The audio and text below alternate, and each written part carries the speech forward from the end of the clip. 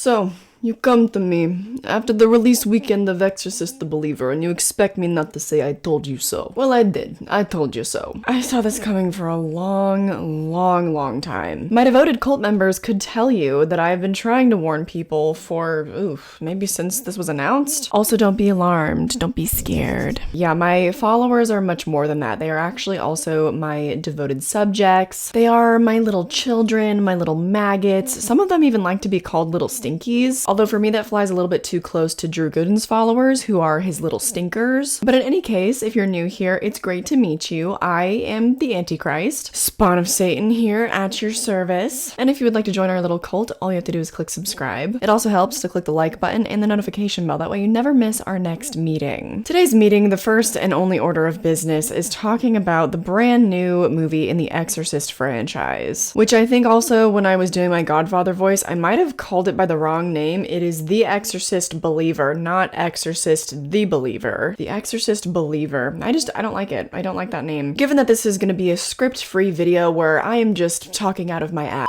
I thought that it would be fun to just react to the first weekend of this movie's release. So I'm going to get to some of the stuff building up to the release of the movie, including a very iconic quote from William Friedkin. I'm going to get into a bunch of my spoiler-free thoughts, and then I'll probably get into some spoilers too, because honestly, any exorcism or possession movie is really hard to spoil because they're all fucking the same. So first on the agenda for this cult meeting, we are going to read the quote by the late and wonderful William Friedkin, because I think that this really just helps to set the stage. Although let me just preface by saying I don't know exactly where this quote came from. This is something that I guess he allegedly said to a critic once upon a time, and then I will look through actual articles and try to track down some stuff that he has actually confirmed said about this franchise. This is a quote from a critic named Ed Whitfield, who posted this on Twitter and Facebook. William Friedkin once said to me, "Ed, the guy who made those new Halloween sequels is about to make one to my movie The Exorcist. That's right, my signature film is about to be extended by the man who made Pineapple Express. I don't want to be around when that happens, but if there's a spirit world and I can come back, I plan to possess David Gordon Green and make his life a living hell."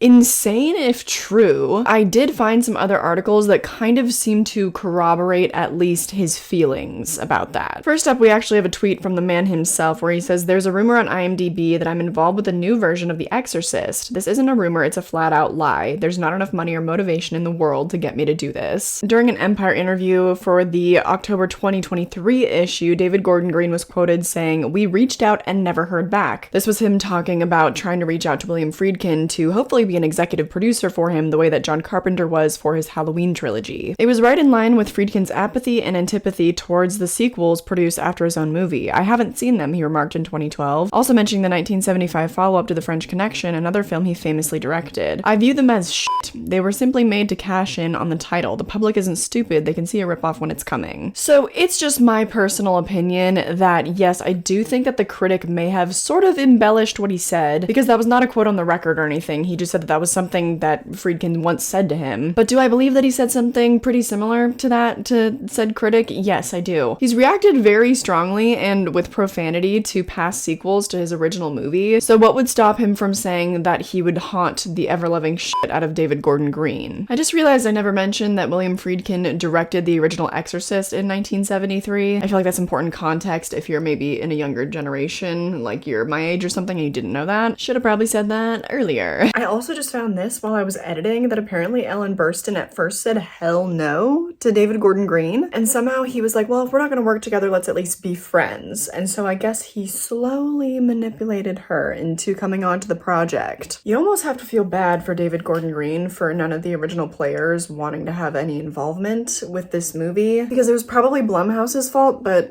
who knows. But despite that, David Gordon Green and Blumhouse were not deterred from making this film. In fact, they planned to make a trilogy before this one even released. It's so antithetical to a lot of really successful horror films of the past. For example, movies like Saw, Insidious, The Conjuring, and they never greenlit any sequels for those huge hits before they released. I just realized I listed off exclusively James Wan films, but the point stands. But even though several of the Saw sequels had proven their worth and made a lot of money, they still would not greenlight the next film until about 2 months since the last film's release. But Blumhouse, I guess given the success of the latest Halloween trilogy, they were like, you know, we actually feel perfectly fine spending $400 million for the rights here. Hi, sorry, I have to correct something here. So Universal Studios were the ones that shelled out $400 million for the rights. Blumhouse, however, did spend $30 million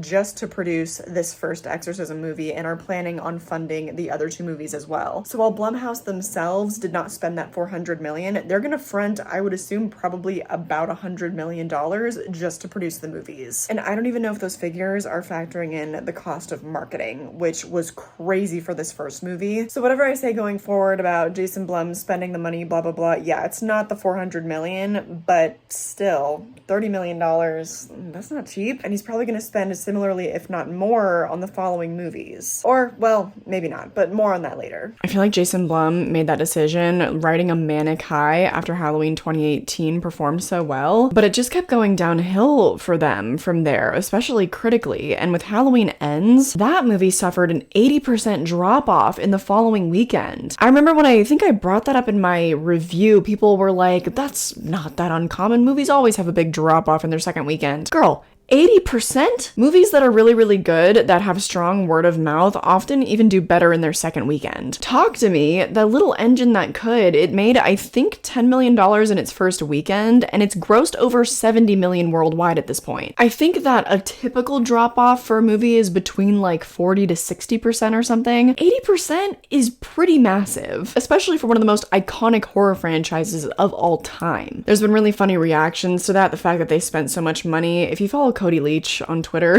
he's got good takes and good memes. He also posted a video of just a super empty theater when he went to go see The Exorcist, and I think that he lives in Georgia, right? But it's a super nice theater, so I imagine he lives in a town that has a lot of cinephiles in it. That's kind of mind-blowing. I don't know why that would be the case. I think that he probably did what I did and went on a preview night, like on a Thursday. My theater was pretty full. It wasn't super packed or anything, but it was like in a really nice Dolby Cinema, but I just thought that that was funny. And then another reaction that I kind of wanted to talk about to sort of preface my review. There's a critic that I guess is pretty popular. I had never heard of him before this. His name on Instagram is Kermode Dodge. He posted a picture just face palming and he said, I saw 2 films today. One of them was Paw Patrol, the Mighty Movie. It was better than the other one. Someone on Twitter was just like, oh, he's about to cook. So I went over to his page and I found a little clip from his podcast where he was comparing the new one to the original, because that's also been a weird hot topic on Twitter, is people saying that you shouldn't go into it trying to compare it to the original. I disagree with that for several reasons, but also it's kind of hard not to for all the reasons that I think he lists really well. So let's just watch this really quick. It's hard not to compare it to the original because every other shot is a direct shot quote from the original. So opens with dogs fighting. Oh yeah, like the dogs in Iraq. Angela stealing bacon from her father's plate. Oh, it's like Reagan stealing the cookies from the jar.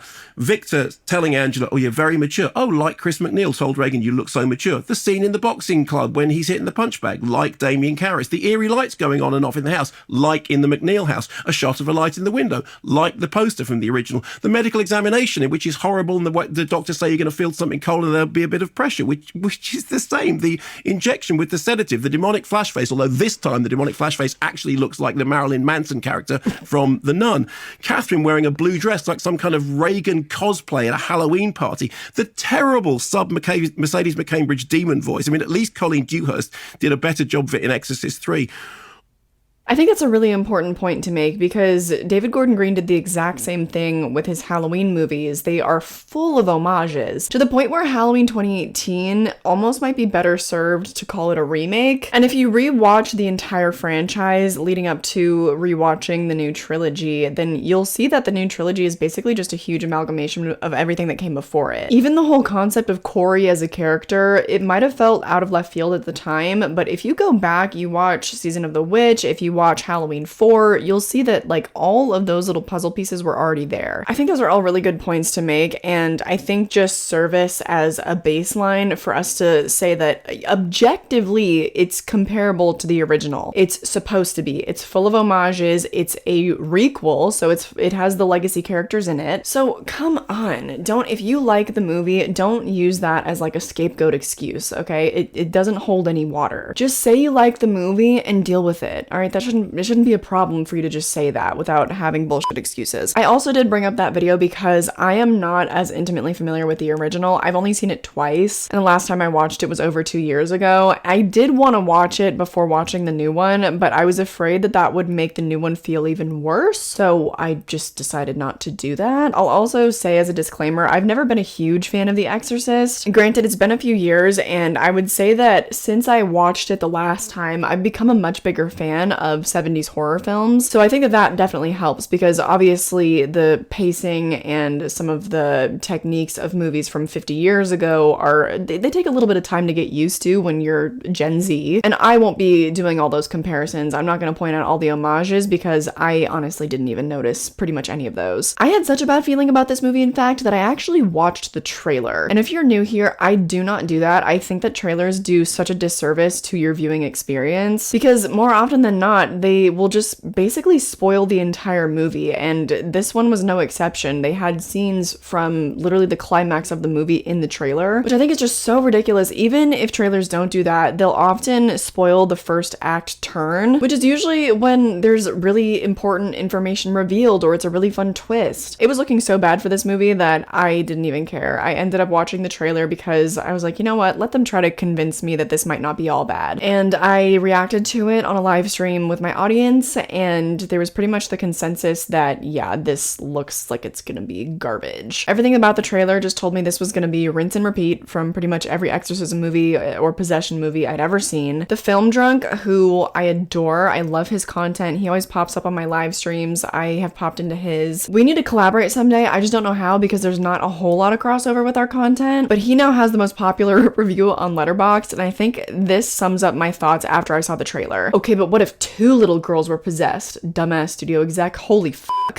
He's hilarious. I'm telling you, you need to go watch his content. Also, the second most popular review on Letterboxd is from Karsten Rundquist, another YouTuber, and he just said, sucks ass. I had no good feelings going into the movie, but by no means did that mean that I wanted to not like it. I loved Halloween. I loved Halloween Kills. I was so hopeful for Halloween Ends, and then that was a flop. I thought maybe the trailer was just super generic to get the most amount of butts in seats as possible, and there would still be some fun stuff in store, and I was just quite wrong about that, babes. I was quite wrong. I never walk into a movie wanting to hate it. I think that line of reasoning is also asinine, because again, defenders of the movie can't just hold to their own opinions and like be proud of them or something. They have to be like, well, you walked in wanting not to like it. Or, God forbid, oh my God, a little bit of like a culture war situation. There was someone going on a rampage on Twitter saying that everyone that didn't like the movie was racist?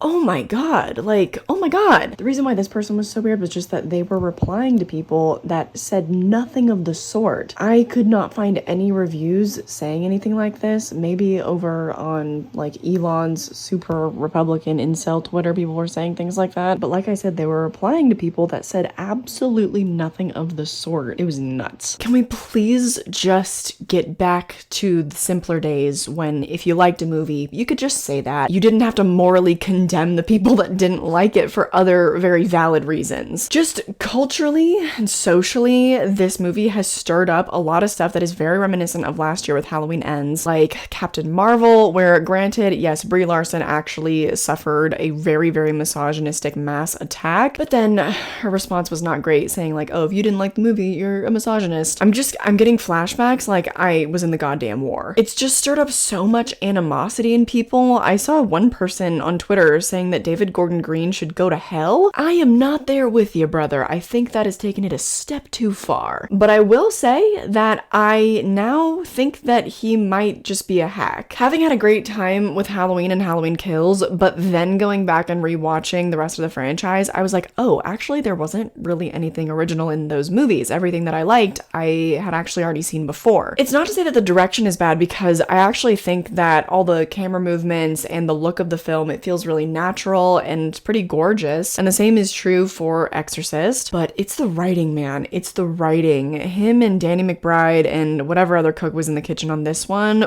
Ooh, lazy and embarrassing are the words that come to mind. Since the death of his wife 12 years ago, Victor Fielding has raised their daughter Angela on his own. But when Angela and her friend Catherine disappear in the woods, only to return 3 days later with no memory of what happened to them, it unleashes a chain of events that will force Victor to confront evil and in his terror and desperation seek out the only person alive who has witnessed anything like it before, Chris McNeil. So right off the bat, it's copying the exact formula of his Halloween movies. You have these younger people that can serve as the main characters, but you know the whole reason for the season is bringing back Chris McNeil. And going back to the initial reception of the movie when it released, I can't remember at which festival, but a bunch of critics were already reviewing it on Rotten Tomatoes, and there was so much bad word of mouth on Twitter already. When it only had 69 reviews on Rotten Tomatoes, it was already at a 25%. Now it's fallen even lower, that it has almost 200 reviews at a 23%, and the audience score sits at a 59%. And majority of people on Rotten Tomatoes, on Letterboxd, critic, and general audience member, they all pretty much agree that the movie starts to fall apart as soon as Ellen Burstyn walks onto screen. Through no fault of her own, just for the ridiculous writing and the stuff that her character goes through. The direction of the movie just really falls apart after that, according to most people. And I'll be so honest, I don't have a lot of original thoughts of my own for this review because I pretty much just agree with everybody else. I was so shocked after seeing all of the vitriol towards this movie when I was sitting through the first act of the movie and thinking, do I love this movie? Is this actually really, really good and everyone is wrong? In watching the movie, I became really immersed. I was really liking the new characters. I felt really involved with it. I thought it was a beautiful movie. At that point, I'd completely forgotten about all of the critical stuff that I had seen about the movie, and then Ellen Burstyn walked on screen. But because I felt so positively about the movie up till then, I was thinking, well, maybe it's not as bad as people say. And then it was even worse than I feared. Because despite how much I liked the first act of the movie, I still gave it an overall rating of 1 star on Letterboxd. That would be me giving it a 10% rating if I were on Rotten Tomatoes. Because even though I thought the first act was so strong, the rest of it was so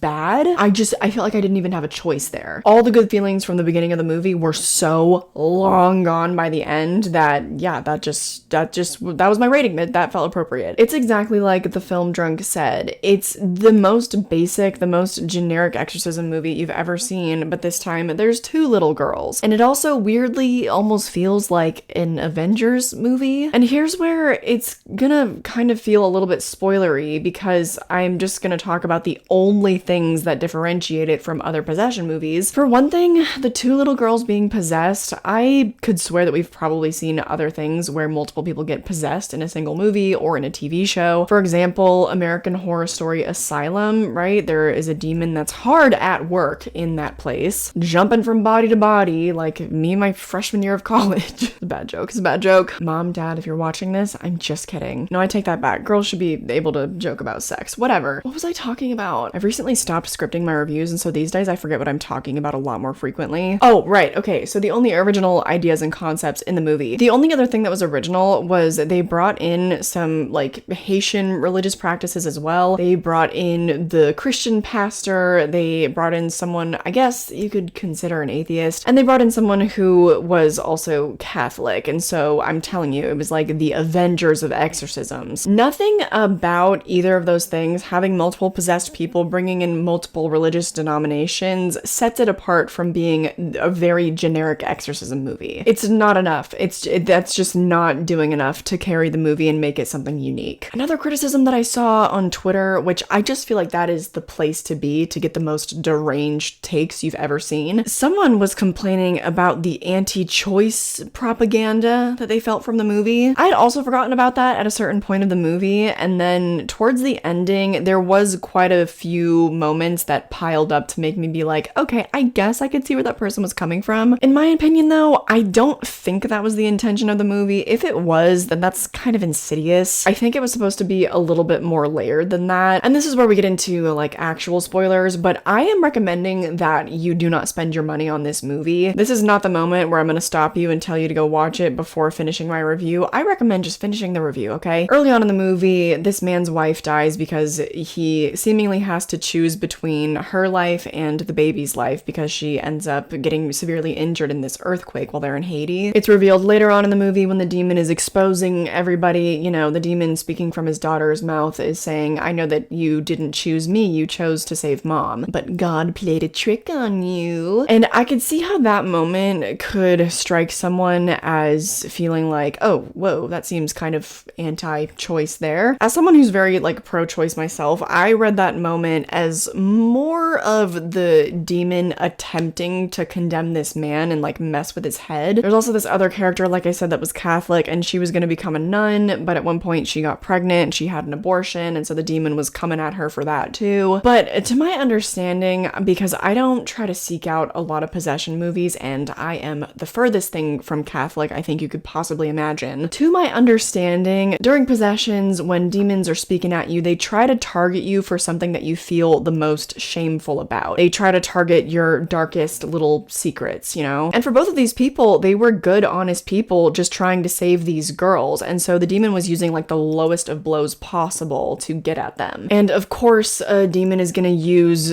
Christian Catholic virtues to shame people, right? Because for the characters in the movie, it would work on them. I don't really think that that is a condemnation of people in general, because like it's a demon speaking. Obviously, the demon is the villain. They are wrong. Also, that character went on to agree with her past choice, and she was like, that choice and all my others have led me to this moment in my life where I'm supposed to be. So I thought that that criticism of the movie was a little bit weird. If there are more like running motifs and other dialogue and stuff that might suggest otherwise from the movie that I just forgot, let me know. This is an open forum, but just don't be annoying, okay? And on that note, I like to remind you guys every once in a while, there is a pro-choice resource master post linked under every single one of my videos. Since a lot of our bodily autonomy has been stripped away in the United States in the past few years, there are a lot of resources there. Help is out there if you need it. Anyway, I guess getting back to the whole Ellen Burstyn of it all and how this movie functions as a legacy sequel,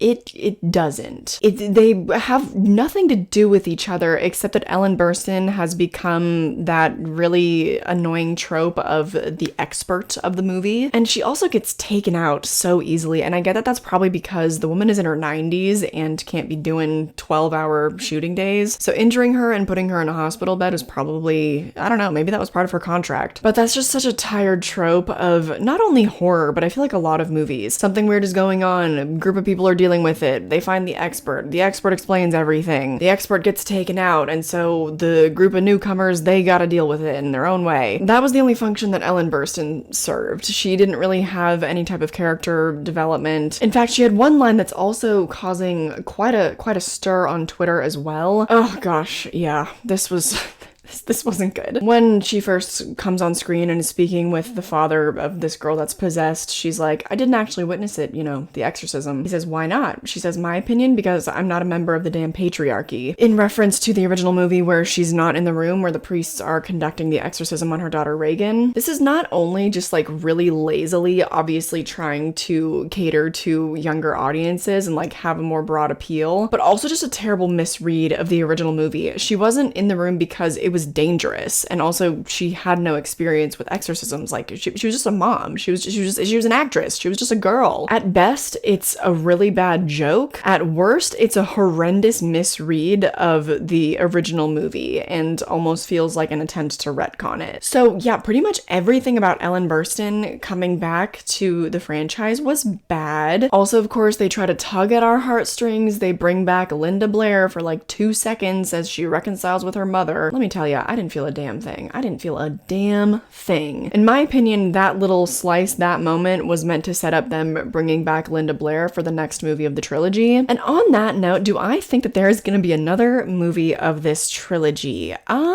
It's really hard to say if they're going to cut their losses or if they're going to try to at least break even. Listen, the movie in its first weekend made $45 million worldwide, so unfortunately, I do do think they will try to keep going. I wish that I had the luxury of putting this review off and waiting to see how it does in its second weekend, because I'm very curious to know what that drop is going to be. But right now, it's kind of looking good for them. Although Jason Blum, he did tweet initially the day of its release and was like, it releases today, let me know what you think. Haven't heard a peep from him since. And also, he posted the Rotten Tomatoes score of Totally Killer, which released on Amazon Prime the same day. That one's doing super well. I think it scores like in the 80s or something, and I had to resist the temptation to quote tweet Jason Blum and be like, why aren't you posting the score of your other movie that released today, the one that released in theaters? But I was like, stop, don't be mean. My opinion could change in like another week, but I do think they're gonna keep trucking forward. It doesn't really seem like the critical reception is something that's ever swayed Blumhouse, because it's not like the Insidious movies have ever fared that well, but they've made a lot of money, and that seems to speak more for Blumhouse these days than anything else. Bummer, because remember, in the old days, that wasn't always the case. They really prioritized getting new voices out there. They've fallen off. Oh, I miss old Blumhouse. I miss them so bad. And I'm still rooting for them. I wish that they would just kind of get back to their original vibe. Look at A24. The whole like original voices thing is really working for them. It has been for a long time. But whatever. What do I know? What do I know about anything ever? The new Exorcist was really bad. It was even worse than I thought it was going to be, and I didn't know how possible that was as someone that's not a fan of exorcism movies. And also, please do not use that as a scapegoat, okay? The Exorcist, obviously a great movie. I also love American Horror Story Asylum. In fact, when I'm recommending the best horror season of that show, I point that one out. And that one has all to do with the devil and possessions and that kind of stuff. So don't come at me like, oh, you know, you're not religious. Oh, you don't like exorcism movies. Why are you even reviewing this? Blah, blah, blah. You're so biased. There is exorcism content that exists that I really like. Do I enjoy doing reviews of movies that I don't like? No, but this was a huge one, and also one where I feel like I really need to let people know that it's not worth taking you or your family to go see it. Theater tickets can be really, really expensive these days. I know that at my movie theater, if I wasn't on like the package, the AMC A-list package, I would have to pay about $18 a ticket, and it's not worth it. If you're someone that only goes to the theater like once a month or something, then just wait for Five Nights at Freddy's. I don't want anyone wasting their money on this movie. And with that, I think that my review is done. Again, not too much of a review today, was it? More just me kind of reacting to everyone else's